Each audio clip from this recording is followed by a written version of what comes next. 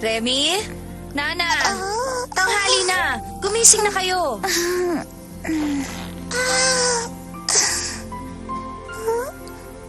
Ate Remy! Gumising ka na! Ate Remy! Ate Remy, ang bigat mo!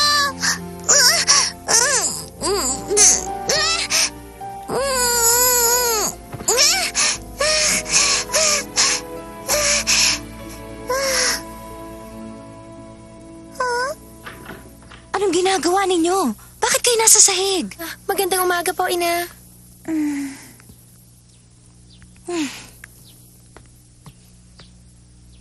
Bangon, tanghali na! Apo, babangon na po.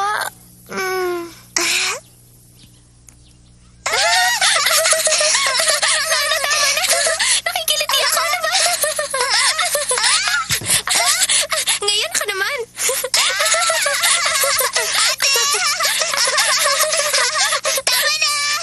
Tama na yan, Remy. Hindi ba't kaarawan mo ngayon? Maligayang bati sa iyong kaarawan, Remy. Kaarawan ko po? Ngayon po ba talaga ang kaarawan ko, Ina? Kayo po ba ang gumawa ng sombrerong ito? Oo, isang munting sorpresa para sa'yo. Ate, maligayang kaarawan! Sige na, tumingin ka na sa salamin. Opo! Aba! Ang ganda! Maraming salamat po, Ina! Ina, gusto ko rin po ng sombrero.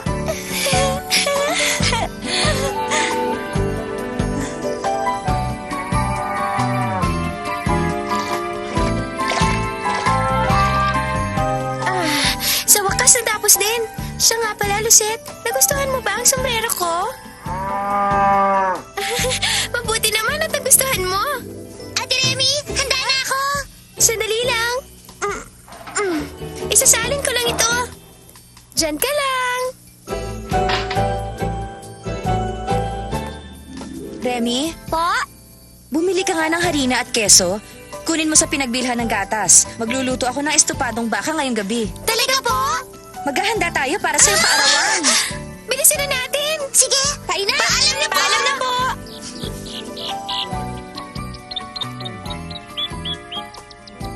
Marahil kung naririto lamang ang kanilang ama, mas magiging masaya kami bilang isang pamilya. Ann! Sandali lang. Magandang umaga sa iyo, Regine. Ann, huwag ka mabibigla. May nangyari sa iyong asawa. Na-aksidente siya. At ang narinig pa nga namin, hindi na raw siya makakalakad at hindi na raw siya makakapagtrabaho mamuli. Huminahon ka.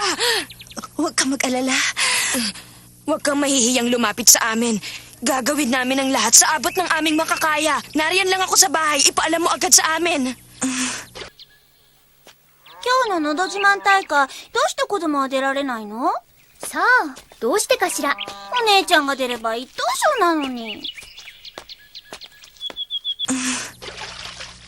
Aking ina, mahal kong ina, pagmamahal mo aking ina, yakap mo sa akin, hinahanap ko, init ng pag-ibig, kumot ng bunso.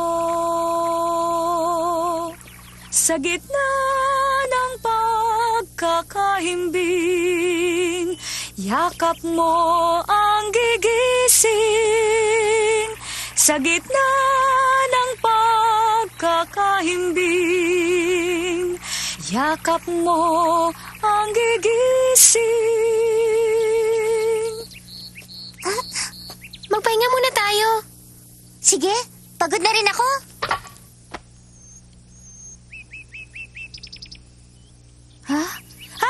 Siya nga pala. Nakalimutan ko. 私ってなんてバカなの？ano nakalimutan mo, ate? Hindi ba kaarawan din ngayon ni Ina? Ha? Talaga? Ako at si Ina. Pareho ang kaarawan namin, di ba? Ate, ang swerte mo naman pala talaga. Kailangan makaisip na regalo para sa kanya. Binigyan ko siya ng bulaklak ng 1 taon. Ano na naman kaya ngayon? Anong ibibigay ko? Ha? Magandang aso?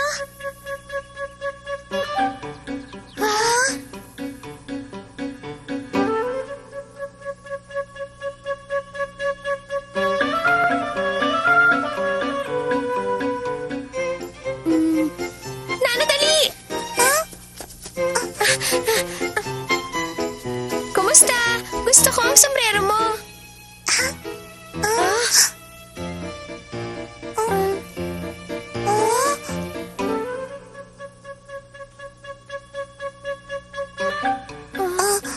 Ate, may tao.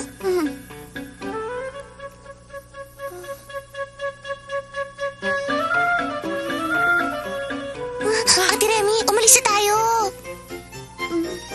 Ate! Ate!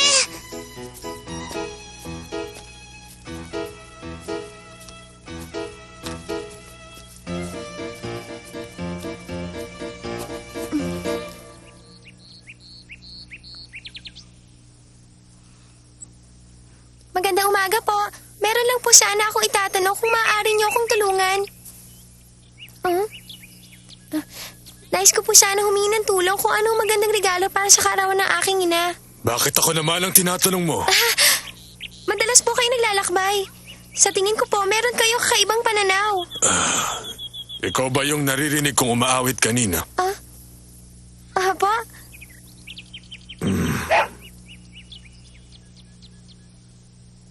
Sige, lalakad na tayo. Matalinong aso. Mga bata, gusto ba ninyong makisakay? Opo.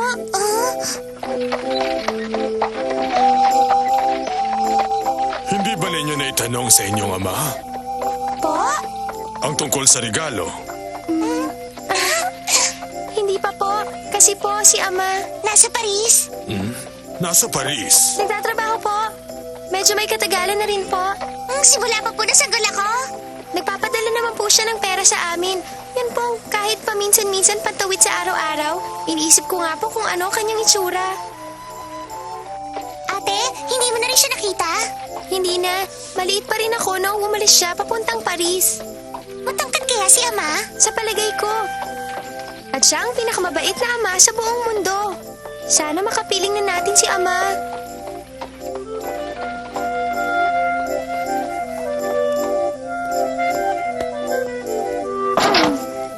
Marami pong salamat. Marami pong salamat. Pag-isipan mong mabuti ang regalo para sa iyong ina. Magugustuhan ng inyong ina ang regalong nagbuhat sa puso. Opo. Yeah! Paalam! Paalam! Ano nga pala ang pangalan ng matanda? Oo mga bata, heto na ang bayad para sa gatas. Salamat po. Alam ba ninyong gustong-gusto ng mga tao ang kesong nanggaling sa gatas ni Lucette? Ako mismo gusto ko. Kaya dapat alagaan ninyong mabuti ang bakang yan. Magaling na baka si Lucette. Malaking tulong si Lucette para sa inyong mag-iina. Tama lang sa pangangailangan ninyo habang wala pang inyong ama. Aba, malaking tulong na ang isang baka para sa isang pamilya para sa pang-araw-araw na pangailangan. Alam po ninyo, kinakantahan ko po si Lucette araw-araw para maganda rin po ang kanyang kondisyon habang meron pa siyang gatas. Kumakanta rin po ako. Talaga? Uyayin ang baka. Gusto niyo ng harina? Opo.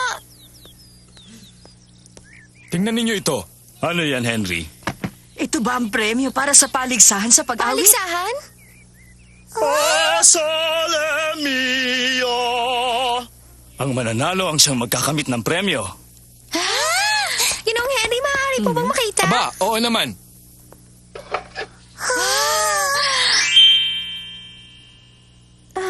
Ngayon lang ako nakakita ng porselanang pinggan. Sigurado ako magugustuhan nito ng ina.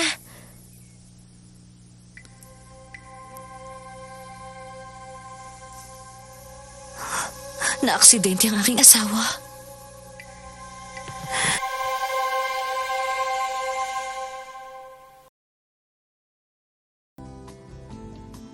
Ha? Sasali ka sa paligsahan? Opo, marunong po akong umawit. Palagay ko nga kung gugustuhin mo, Remy. Pero wala pang batang sumali sa paligsahan sa pag-awit.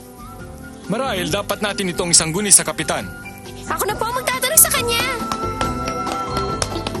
Kapitan! Kapitan! Napakabibong bata nitong si Remy. Kung sasali si Remy sa paligsahan, wala ka ng panalo sa batang yan. Anong sinasabi mo dyan? Siguradong ako ang panalo.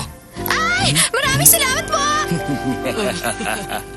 Huwag mo sasabihin kay Ina na sasali ako sa paligsahan. Gusto kong bigyan natin si Ina ng isang sorpresa.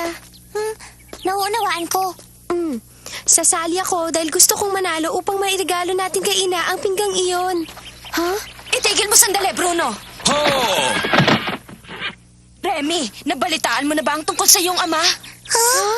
Malubhang nasugatan ng inyong ama na aksidente sa Paris. Aksidente po si Ama sa Paris! Ate, sandali, hintayin mo ako!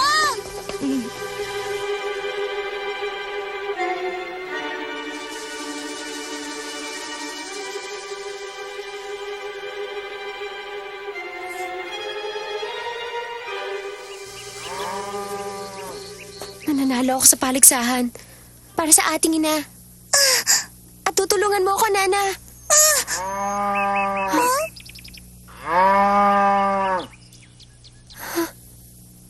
Tama! Huwag ka maingay, Nana. Ito ang gagawin natin.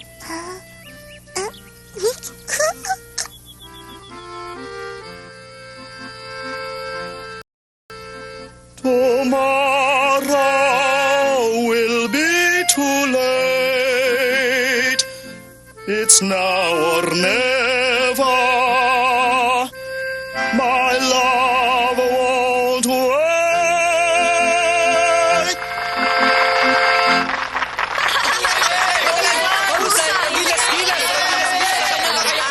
Magaling siya.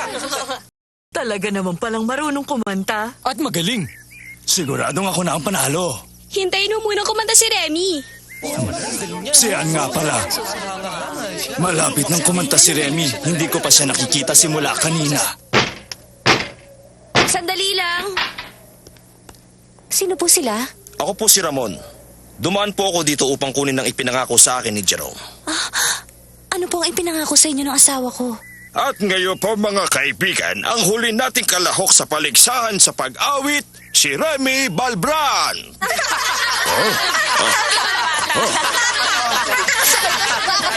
Kumusta po kayo, mga kababayan? May kasama po ako sa aking pag-awit. Magaling, Remy. Ano kaya ang kakantahin niya? Sandali lang po, Kapitan. Bakit po, Ina? Anong problema, Ann? Maaari ko po ba kayong makausap sandali?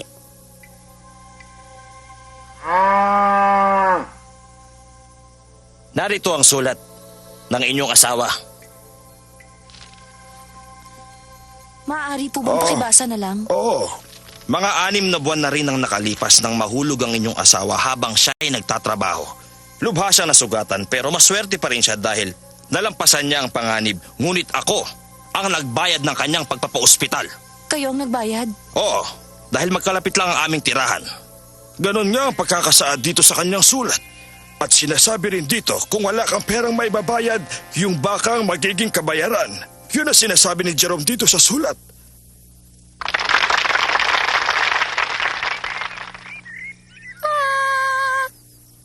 Nag-e-ensayo lang po ako.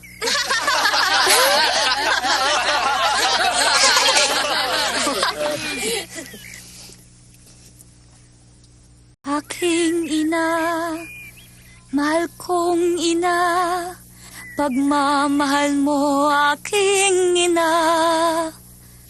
Yakap mo sa akin, hinahanap ko, init ng pag-ibig, ang kumot ng iyong bunso. Sa gitna ng pagkakahimbing, yakap mo ang gigising.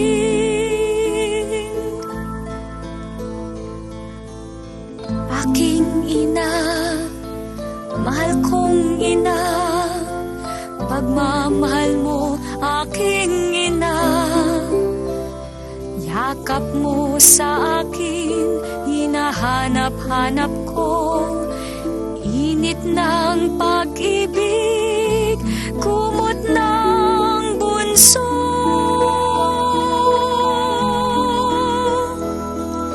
Sa gitna ng pagkakahimbing, yakap mo ang gigising.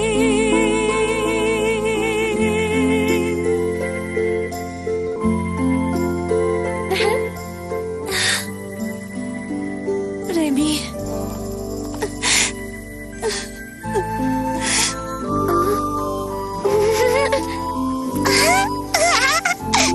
Sinabi ang panalo! Hindi na ako maaaring makapaghihintay pa. Lucette!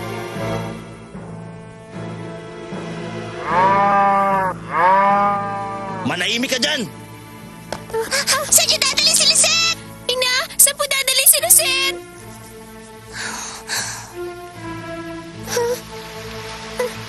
Lucette!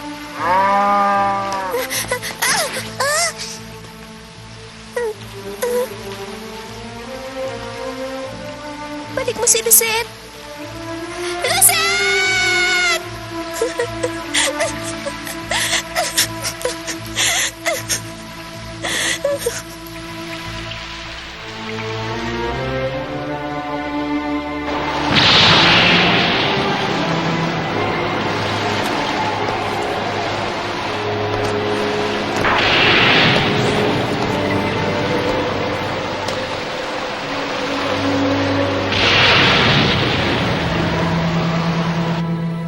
Pasensya na kayo.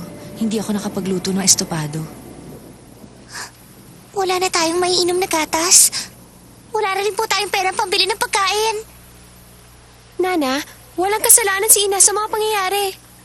Ate, meron nga tayong bagong pinggan, ngunit wala naman laman, nagugutom na ako. Hindi lang naman ito ang panahon para magamit natin itong bagong pinggan. Tingnan mo ang tinapay sa pinggan. Mas mukhang masarap kainin. Oo nga.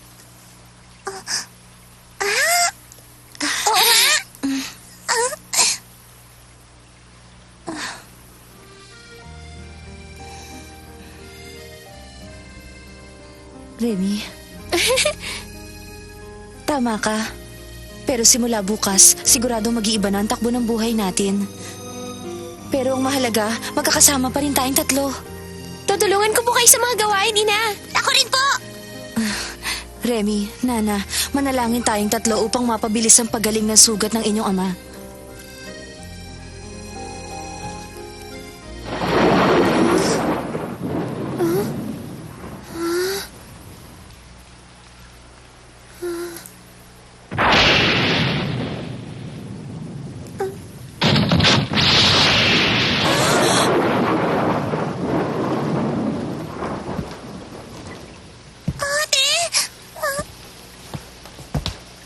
Sino ka?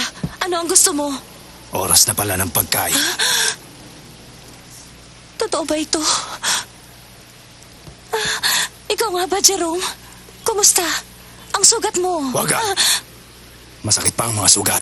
Ama. Remy? Ikaw ba yan, Remy? Opo. Ano ang ginagawa mo rito? Sagutin mo ang tinatanong ko sa'yo! Magpapaliwanag ako! Umalis ka riyan!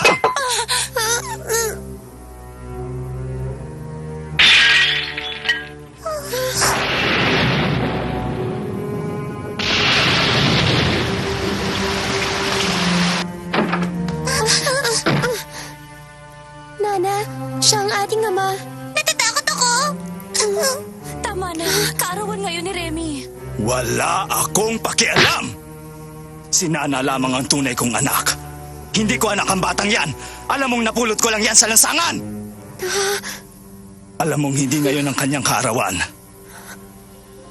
At walang sino man ang nakakalam. Isinabay lang natin sa kaarawan mo.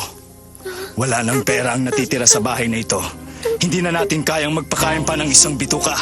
At alam kong alam mo yan.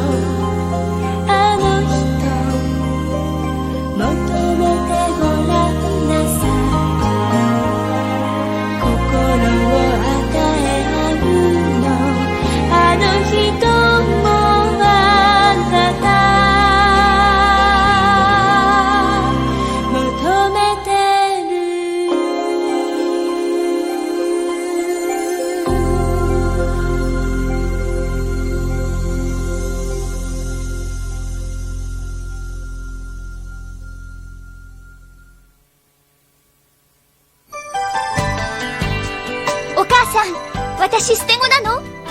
衝撃の一夜が明けて、私は10年前のパリでの出来事を聞かされたの。お父さんが赤ん坊だった私を見つけた日のことを。次回、さようならお母さん。見てくださいね。